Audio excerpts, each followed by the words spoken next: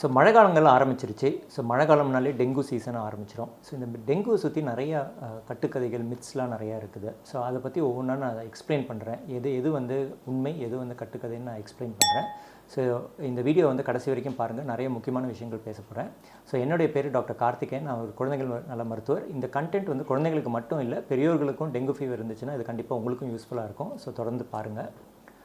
So முதல் myth என்னன்னு பார்த்தீங்கன்னா, நிறைய பேஷண்ட்ஸ் எங்கிட்ட சொல்கிறது வந்து, நான் எங்கள் வீட்டில் வந்து சானிடேஷன் ஃபெசிலிட்டிஸ்லாம் நல்லாயிருக்கும், எதுவுமே வந்து நீர்லாம் தேங்காது, ஸோ நாங்கள் வந்து கொஞ்சம் வசதியான இடத்துலேருந்து வரோம், ஸோ அந்த எங்களுக்கு ஏன் டெங்கு வந்திருக்குன்னு கேட்பாங்க. ஸோ டெங்கு பொறுத்த வரைக்கும் நீங்கள் வசதியான குடும்பமோ இல்லை ஏழை குடும்பமோ அதெல்லாம் வந்து வித்தியாசம் பார்க்காது. ஸோ எல்லா இடத்துலையுமே இந்த டெங்கு காஸ் பண்ணுற மஸ்கிட்டோ இருக்கும். ஸோ இப்போ நீங்கள் வந்து வசதியான குடும்பமாக இருந்துச்சுன்னா உங்கள் வீட்டில் இல்லைனாலும் உங்கள் வீட்டை சுற்றியும் வந்து தண்ணி தேக்கம் இருக்கலாம். ஸோ நீங்கள் சம்டைம்ஸ் வந்து உங்களுடைய செடி அங்கே இந்த தொட்டிகள்லாம் இருக்கும். நிறைய பேர் வீட்டில் வந்து இண்டோர் பிளான்ட்ஸ்லாம் வச்சுருப்பாங்க, அதுக்கு தண்ணி ஊற்றுவாங்க, அதில் வந்து தண்ணிலாம் வந்து சேர ஆரம்பிக்கும். இந்த எய்டிப்ஸ் கொசு வந்து அந்த இண்டோர் பிளான்ட்ஸ் அதில் தண்ணி தேக்கத்தில் வளர ஆரம்பிச்சிடும். ஸோ உங்களுக்கும் வந்து இந்த கொசுக்கடி இருக்கும். ஸோ அதனால் வந்து இது ஏழை பணக்காரன் வித்தியாசம் கிடையாது. சானிடேஷன் ஃபெசிலிட்டிஸ் நல்லா இருக்குது இல்லைங்கிறதெல்லாம் ஒன்றும் கிடையாது. எல்லாருக்குமே இது வரத்துக்கு ஈக்குவலான வாய்ப்பு இருக்குது. இரண்டாவது மித்தா டெங்குவை பொறுத்த வரைக்கும், இந்த டெங்கு வந்து தொற்று வியாதி, அதாவது கம்யூனிகபிள் டிசீஸான்னு நிறைய பேர் கேட்பாங்க. ஸோ எங்கள் வீட்டில் ஒருத்தவங்களுக்கு வந்திருக்குது, ஸோ எனக்கும் அவங்களுக்கு நான் பார்த்துக்கிறதுனால அவங்ககிட்ட எனக்கு வந்திருக்குமா அப்படின்னு சொல்லி கேட்பாங்க. டெங்கு பொறுத்த வரைக்கும் டேரெக்டாக நீங்கள் வந்து ஒரு டெங்கு பேஷண்ட்டை தொடுறதுனாலையோ அவங்களோட க்ளோஸாக இருக்கிறதுனாலையோ வராது.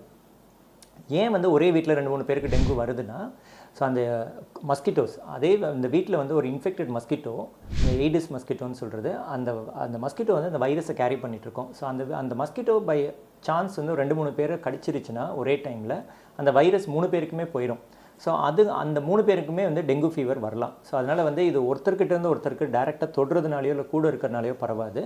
பட் அந்த வீட்டில் வந்து மஸ்கிட்டோ பைட்ஸ் இருக்கிறதுனால அந்த டெங்கு ஃபீவர் வருது. ஸோ அடுத்தது நிறைய பேஷண்ட்ஸ் சொல்கிறது, எனக்கு வந்து நான் நல்லா ஹெல்த்தியாக இருக்கேன், நான் யங் ஏஜ், மிடில் ஏஜ், எனக்கு வந்து டெங்கு நல்ல இம்யூனிட்டி இருக்குது, எனக்கு டெங்கு வராதுன்னு சொல்லி ஃபீல் பண்ணுவாங்க.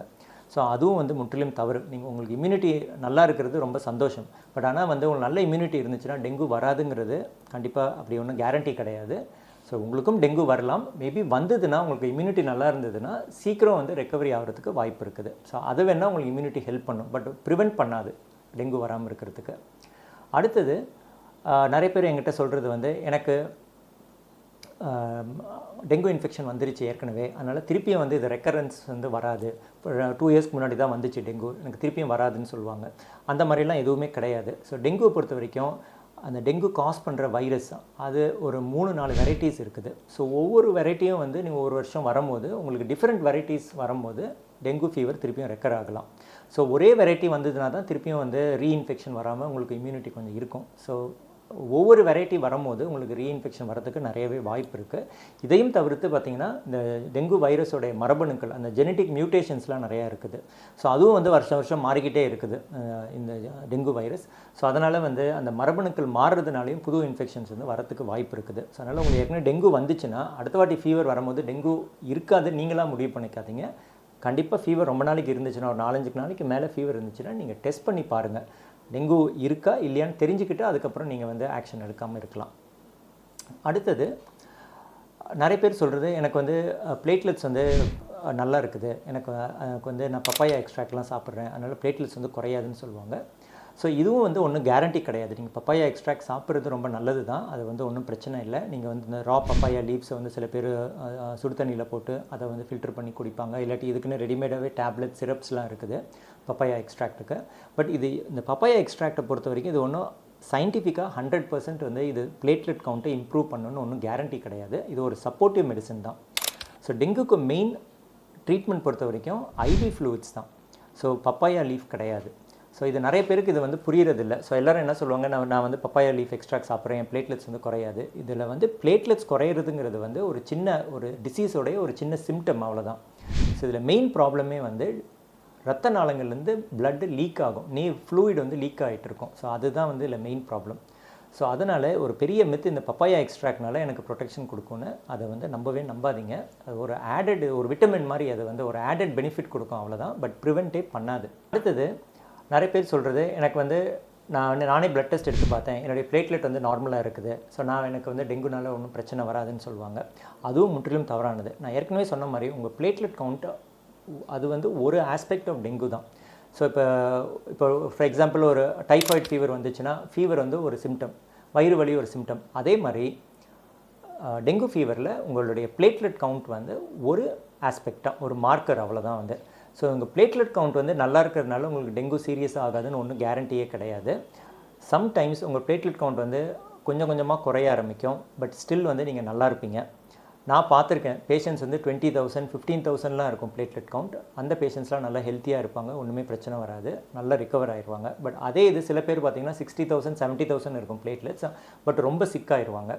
ஸோ அதனால் இந்த பிளேட்லெட் கவுண்ட்டை மட்டும் வச்சு நீங்கள் நம்பாதீங்க. இதில் முக்கியமாக பார்க்க வேண்டியது உங்களுடைய பிளட் ப்ரெஷர், உங்களுடைய சர்க்குலேஷன், அதாவது உங்களோட ரத்த ஓட்டம் நல்லா இருக்கா.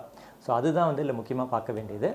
ஸோ இதுக்கு வந்து நீங்கள் உங்களுடைய டாக்டரை வந்து கன்சல்ட் பண்ணுங்கள். உங்களுக்கு சர்க்குலேஷன் நல்லா இருக்கா, உங்களுடைய பிபி நல்லா இருக்கா. ஏன்னா டெங்குவில் மெயின் ப்ராப்ளமே என்னென்னா உங்கள் ரத்த நாளங்கள்லேருந்து ஃப்ளூயிட் லீக் ஆகும் வெளியில். இப்போ நார்மலாக வந்து நம்ம ஹெல்த்தியாக இருக்கும் போது ரத்த நாளம்குள்ளே தான் ஃப்ளூயிட், அதாவது ரத்தத்தில் வந்து ரத்த நாளங்களுக்குள்ளே தான் இருக்கும். டெங்குவை பொறுத்த வரைக்கும் இந்த ரத்த நாளங்கள்லாம் வந்து வீக் ஆயிரும். ஸோ அதனால் ஃப்ளூயிட் வெளியில் லீக் ஆக ஆரம்பிச்சிடும். ஸோ தேவையில்லாத இடத்துல நீர் சேர ஆரம்பிச்சிடும், வயிற்றுக்குள்ளே, லங்ஸ்க்குள்ளே, பிரெயின்குள்ளே. ஸோ அந்த மாதிரி வந்து ப்ராப்ளம் வர ஆரம்பிக்கும். அதில் தான் வந்து பிரச்சனைகள் ஆரம்பிக்கும். ஸோ பிபிலாம் குறைய ஆரம்பிக்கும். உங்களுக்கு பிபி குறைஞ்சதுன்னா இருதய பிரச்சனை, லங்ஸ் ப்ராப்ளம், ஆக்சிஜன் ப்ராப்ளம்ஸ் எல்லாமே ஒன்று ஒன்றா வர ஆரம்பிக்கும். ஸோ அதனால் வெறும் பிளேட்லெட்டை மட்டும் பார்த்துக்கிட்டு இருக்காதீங்க. ஸோ அது வந்து முற்றிலும் தவறான ஒரு கருத்து. லாஸ்ட்டாக வந்து நிறைய பேர் சொல்கிறது, நான் சீக்கிரம் ட்ரீட்மெண்ட் எடுக்க ஆரம்பிச்சிட்டேன், ஆன்டிபயோட்டிக்ஸ்லாம் போட்டுக்கிறேன், அதனால் எனக்கு டெங்கு சிவியராக வராதுன்னு. ஃபார்மசிலே நான் போய்ட்டு ஆன்டிபயோட்டிக்ஸ் வாங்கி போட்டுட்டேன்னு சொல்லுவாங்க செகண்ட் டே ஆஃப் ஃபீவர்லேயே. ஸோ அதுவும் வந்து முற்றிலும் தவறானது. டெங்கு பொறுத்த வரைக்கும் இது வந்து ஒரு வைரஸ்னால் வர ஒரு இன்ஃபெக்ஷன். ஆன்டிபயோட்டிக்ஸ்க்கு இதுக்கும் வந்து ரோலே கிடையாது. ஆன்டிபயோட்டிக்ஸ் டைரெக்டாக டெங்கு வைரஸை கில் பண்ணாது. அது உங்களுடைய உடம்பில் இருக்க உங்களுடைய ஓன் இம்யூனிட்டி தான் வந்து அந்த டெங்கு வைரஸை கில் பண்ணும். ஆன்டிபயோட்டிக்ஸ் ஏன் கொடுக்குறோன்னா, சம்டைம்ஸ் டெங்கு இன்ஃபெக்ஷன் அப்போது இம்யூனிட்டி வந்து கொஞ்சம் கம்மியாகும். ஸோ அப்போ வந்து வேறு ஏதாவது பாக்டீரியல் இன்ஃபெக்ஷன் சேர்ந்து வரலாம். ஸோ அப்போது அந்த பாக்டீரியல் இன்ஃபெக்ஷனை ட்ரீட் பண்ணுறதுக்காக நம்ம ஆன்டிபயோட்டிக்ஸ் கொடுக்குறோம். ஸோ டெங்கு வைரஸ்க்காக டைரெக்டாக நம்ம ஆன்டிபயோட்டிக்ஸ் கொடுக்கறதில்ல. இந்த டிஃப்ரென்ஸ் வந்து நீங்கள் நல்லா புரிஞ்சுக்கணும். ஸோ இந்த மாதிரி வந்து நிறைய கட்டுக்கதைகள் இருக்குது டெங்குவில். ஸோ நீங்கள் வந்து கொஞ்சம் சயின்டிஃபிக்காக யோசித்து நீங்கள் வந்து உங்களோட டெசிஷன் எடுங்க. இதை வந்து நீங்கள் உங்களுக்கு டவுட் இருந்ததுன்னா மருத்துவர்கிட்ட போய் அவங்ககிட்ட கேட்டு டிஸ்கஸ் பண்ணிக்கோங்க. நான் எந்த ஸ்டேஜில் வந்து நான் ஹாஸ்பிட்டலுக்கு வரணும், எந்த ஸ்டேஜ் வரைக்கும் நான் வீட்டில் இருந்து டெங்கு ட்ரீட்மெண்ட் எடுத்துக்கலாம், அதெல்லாம் வந்து நீங்கள் உங்கள் மருத்துவர்கிட்ட டிஸ்கஸ் பண்ணிவிட்டு நீங்கள் வந்து செயல்படுங்க. நீங்களாக வந்து டெசிஷன் எடுக்காதீங்க. ஸோ இந்த வீடியோ பிடிச்சதுன்னா லைக் பண்ணுங்கள், ஷேர் பண்ணுங்கள், எங்கள் சேனலுக்கு சப்ஸ்கிரைப் பண்ணுங்கள். வேறு நிறைய ஹெல்த் ரிலேட்டட் வீடியோஸ் போட்டுகிட்டே இருக்கும். உங்களுக்கு ஏதாவது கமெண்ட்ஸ் இருந்ததுன்னா கீழே உங்கள் கமெண்ட் செக்ஷனில் போடுங்க, நான் ஆன்சர் பண்ணுறேன். நன்றி, வணக்கம்மா.